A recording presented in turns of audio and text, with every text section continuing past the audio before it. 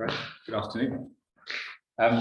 So, as Jonathan said, it's the first time I've spoken at Grace Church, so I'd really appreciate it if you could put on your biggest encouraging smile, even if it's behind a mask. If you want to chuck out a amen, brother, from time to time, feel free to do that as well. Amen, brother. I'm going to start by putting out a challenge to any kids or young people who are willing to listen. At some point, I'm going to make a reference to a film. And if you listen carefully and are the first to spot that reference and wave at me frantically, then I've got a bag of sweets for whoever manages to spot it. Yes, this is the fourth and final instalment of our Cloud of Witnesses series we've been having over the summer. And I was given a brief to talk about somebody who had inspired me. I'm just going to start by giving a little bit of background into how this talk came about. When I was asked, I don't think anyone particularly stood out immediately. And I was thinking about who I might speak on. And one night I woke in the middle of the night with a very clear understanding that I should speak about two people whose books I'd read quite some time ago when I was a teenager.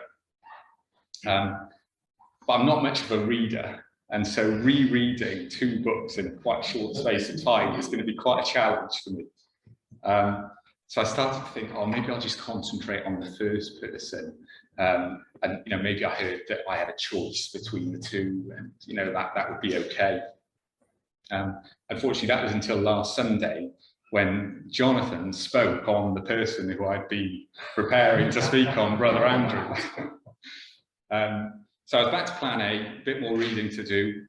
I think it was actually a lesson for me. I had heard right, and I was to speak on those two people, and I am going to still touch on both, but hopefully won't repeat too much of what Jonathan said last week.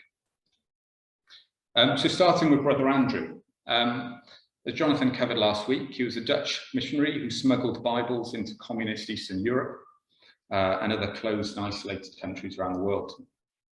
He later worked for peace in the Middle East, and his story is told in God's Smuggler, Light Force and Secret Believers. As I said, not much of a reader, but I really enjoyed those books and I can thoroughly recommend them. So if you haven't read them before, like I said, I can recommend them, or perhaps you frantically went out after last week's talk and found a copy anyway. I'd like to focus on one specific part of Andrew's journey to becoming a missionary, and that's what he calls his step of yes. As a young man, Andrew had gone off to Indonesia with the army and had come home injured, having been shot in the ankle. During his rehabilitation, God had taken hold of him, and Andrew was now searching for God's plan for his life. He had been asking himself, did he really intend to be a missionary? And it had taken him to a quiet place where he had spent the day and evening praying.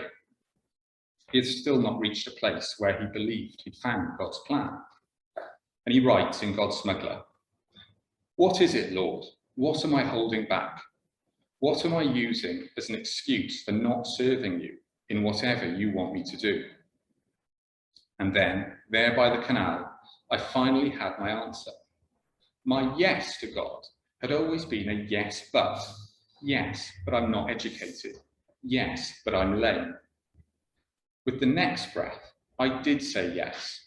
I said it in a brand new way, without qualification. "I'll go, Lord," I said, no matter whether it's through the route of ordination, or through the missionary training program, or through working on at the factory. Whenever, wherever, however you want me, I'll go. And I'll begin this very minute. Lord, as I stand up from this place, and as I take my first step forward, will you consider that this is a step towards complete obedience to you? I'll call it the step of yes. And as Andrew stood up from that place, his ankle was miraculously healed, and he was able to walk to an evening service 6 kilometers away that same day. He went on to be obedient to God and to see miracles in the work that he did, countless conversions, and many, many lives impacted by God, as Jonathan covered last week. All because that one young man was willing to make that step. So I'm now going to move on to the second person I'd felt I should speak on, and her name is Jackie Pullinger. She is a British missionary who travelled to Hong Kong in the 1960s and worked among drug addicts and prostitutes in the Kowloon walled city. The story is told in the book Chasing the Dragon, which again I can recommend. She grew up in Sutton in South London, and she attended church with her family. And during one Sunday school service around the age of 5, a missionary came to speak to them. Jackie told a friend that she had decided she wanted to become a missionary. She discovered that this was something of a mistake, as everyone seemed to then expect her to be better than everyone else.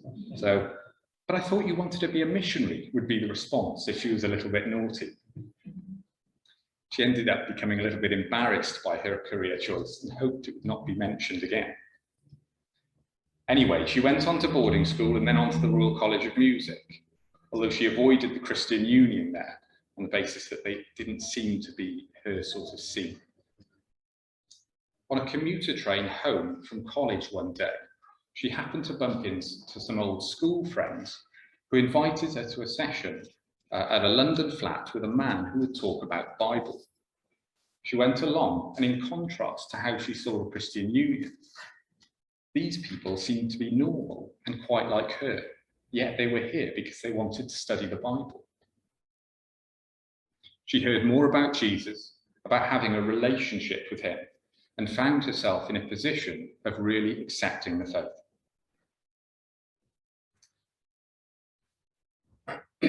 So through those meetings and through those old friends who happened to invite her, she came to know Jesus. And she found that her life became fuller than she could have known possible. She completed her music degree, and the missionary idea came back. So she started writing to organisations in Africa, schools, societies, broadcasting companies, but they all wrote back saying they didn't want her. English or maths teachers, yes, but not musicians, not least for a few years. She started asking visiting speakers what they thought she should do with her life, and they would all respond asking if she'd prayed about it. She had, but God had not given her an answer. The Bible told her to trust and he would lead.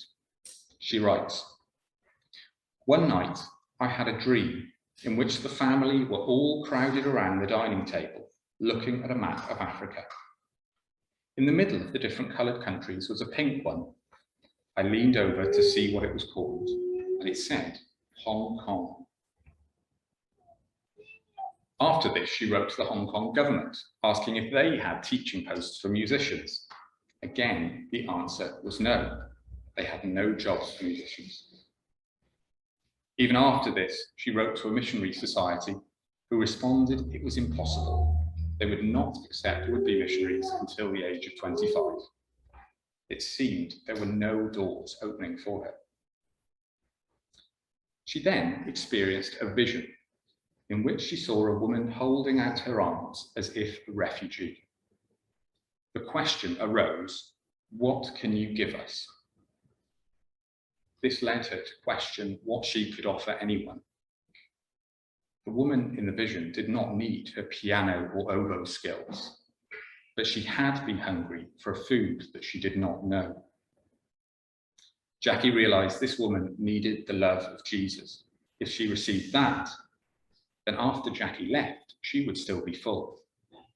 This told her the what, but she was still unclear on the where. After all, she had tried to push the Hong Kong door, but it appeared closed. She then went to a meeting in West Croydon, where someone spoke, and Jackie felt the message was for her. There was no booming voice, but there was the clear message. Go, trust me, and I will lead you. I will instruct you and teach you in the way which you shall go. I will guide you with my eye. The answer she was getting was always go, but there was still no where. I'm going to read the next section from the book, Chasing the Dragon. God had quite clearly promised to guide me, but I still did not know where to go. I gave in my notice for all my jobs so that I would be free to leave after the summer term, and tried to pray beside my bedside a little more. Still no answers. In the Easter holidays, I went to help in Richard Thompson's Shoreditch parish for a week. As a minister, he had known me for some time, and I felt he was in a position to give good counsel. I well remember the carpet in his study, where I spent a good time staring at it before plucking up courage to speak. Then I told him that God and I had reached a stalemate. He had told me clearly to go. I knew why I was to go, but he would not tell me where. So how could I go? Richard's reply was extraordinary. If God is telling you to go, you had better go. How can I? I don't know where to. All my applications have been rejected. Well, if you tried all the conventional ways and missionary societies and God is still telling you to go, you'd better get on the move. I felt frustrated. If you had a job, a ticket, accommodation, a sick fund and a pension, you wouldn't need to trust him, Richard continued. Anyone can go that way, whether they're Christians or not. If I were you, I would go out and buy a ticket for a boat going on the longest journey you can find and pray to know where to get off. I did not exactly hear bells, but this was the first time in all those months of searching that anything made sense. It sounds terrific, but it must be cheating because I'd love to do that. I still had the idea that anything to do with God had to be serious. I was sure that Christians always had to take the hard way, and enjoyment was no part of suffering for their faith.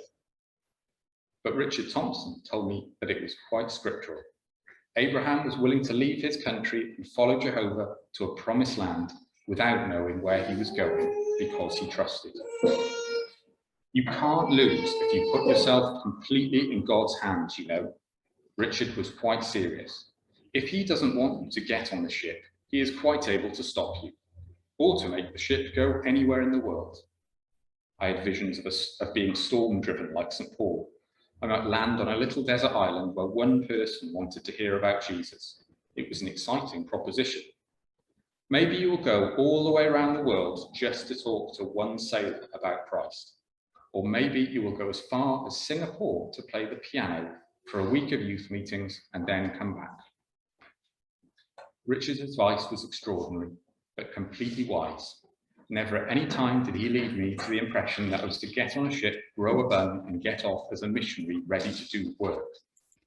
He never suggested that I had anything to achieve at all. I had simply to follow wherever God led. I too felt I could not lose on this adventure. So I went out and after counting up all my money, found the cheapest ship on the longest route through the most countries on its way. It was from France to Japan. I bought a ticket and was all set.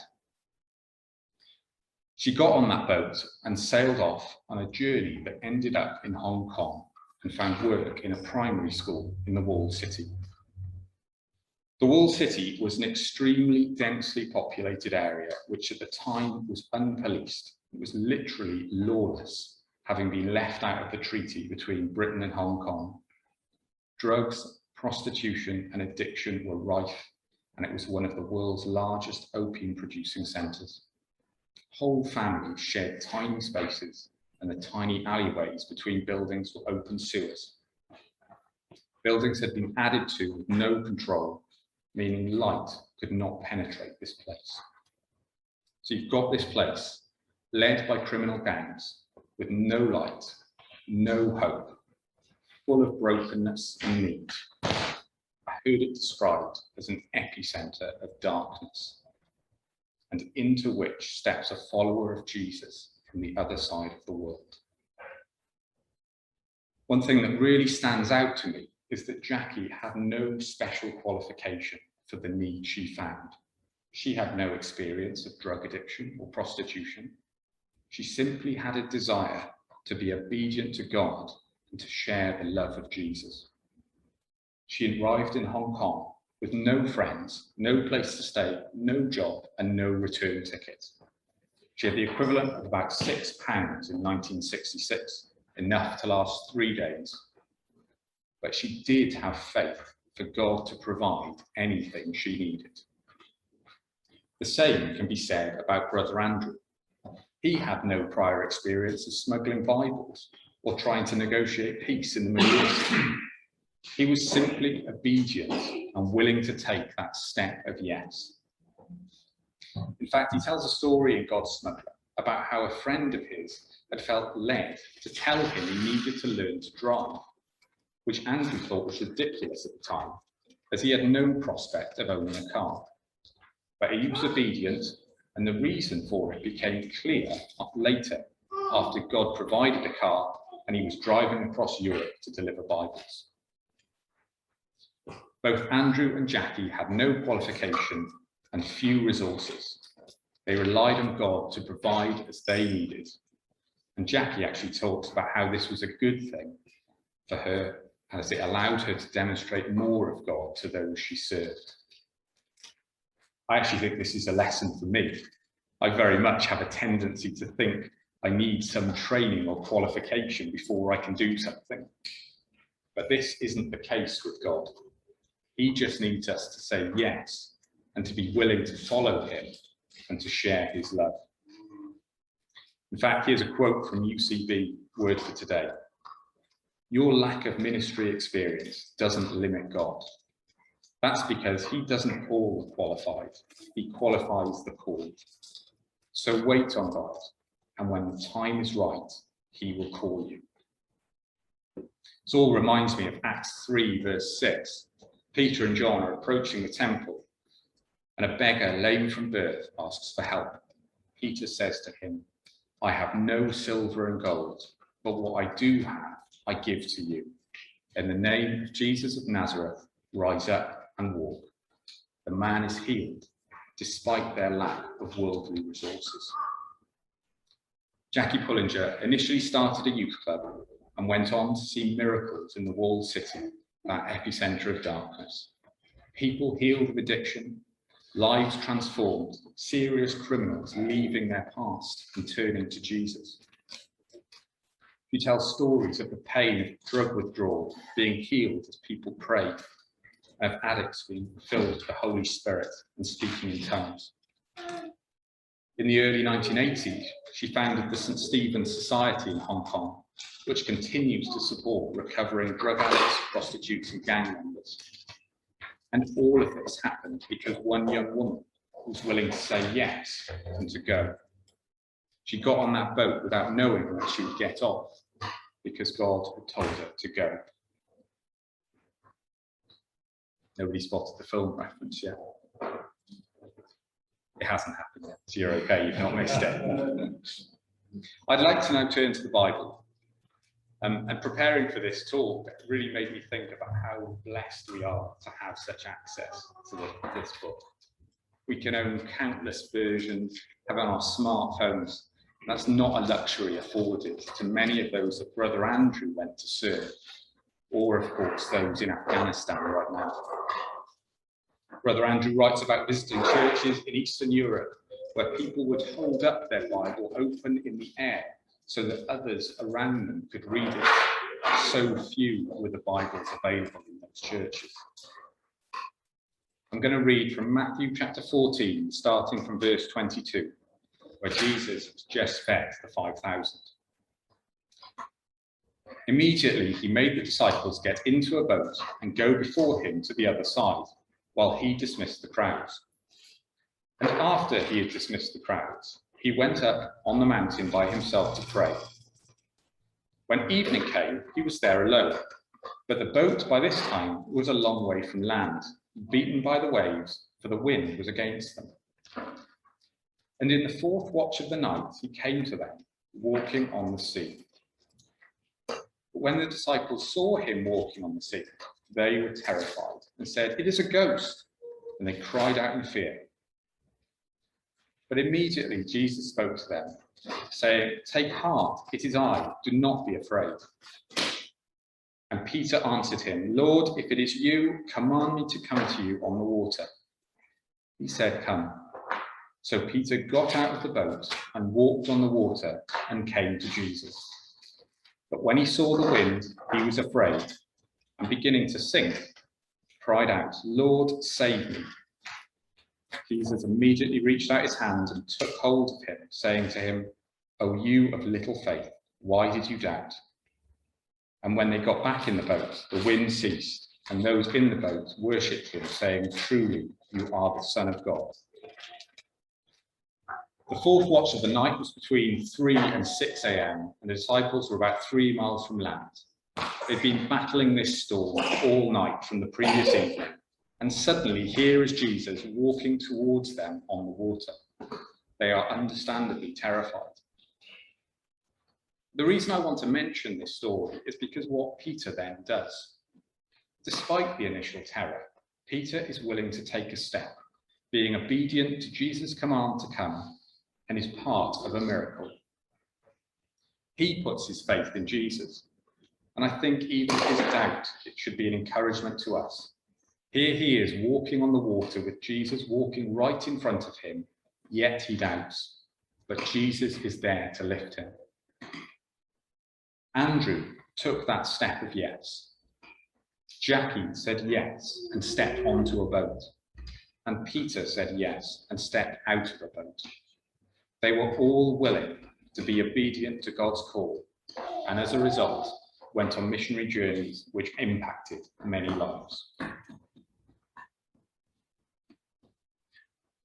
I would like to finish by returning to the very beginning of Brother Andrew's ministry. He recounts the story of a meeting attended by him and his friend Keys, led by a Dutch evangelist. An opportunity was given for someone to commit to being a missionary, and Andrew and his friend found themselves standing and being called forward to be prayed for. Afterwards, they were given their first assignment. I want you to go back to your hometowns to hold an open-air meeting. You'll be following the biblical pattern. Jesus told the disciples to spread the good news, beginning at Jerusalem. They had to start their preaching in their own backyard. Mission starts at home. We're not all called to carry Bibles into isolated countries or to travel to the other side of the world and convert drug addicts. But we can look for ways to have an impact at home here in Bromsgrove. And I believe that we will see miracles if we are willing to put our trust in him and take that step of yes. Must be honest, I'm preaching this to myself as much as I am to anybody. I always find that September is a bit like another new year.